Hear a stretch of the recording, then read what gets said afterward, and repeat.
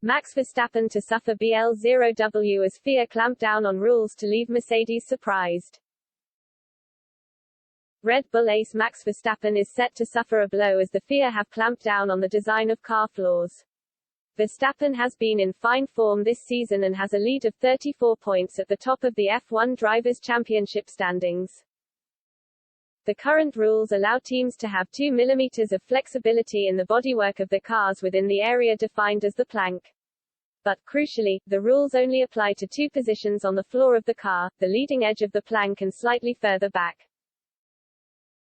Measurements are not taken at the rear where the driver sits. And, according to the race, some teams are believed to have engineered the plank and skid block in a way that gives a degree of cushioning.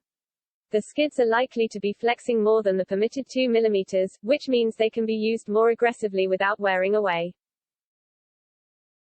Red Bull and Ferrari are 2 teams that are believed to have benefited from the design quirk.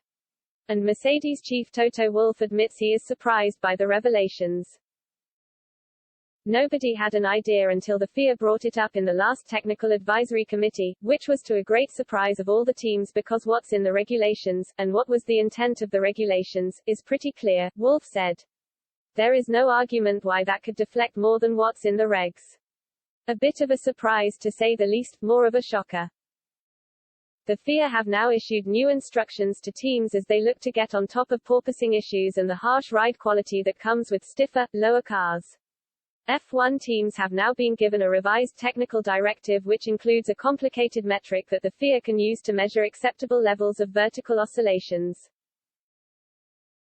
And Mercedes head of trackside engineering Andrew Shovlin thinks his team will close the gap on Red Bull and Ferrari when the FIA have their crackdown. When it came to light, we realized there are opportunities we've perhaps not been taking or exploiting, he said.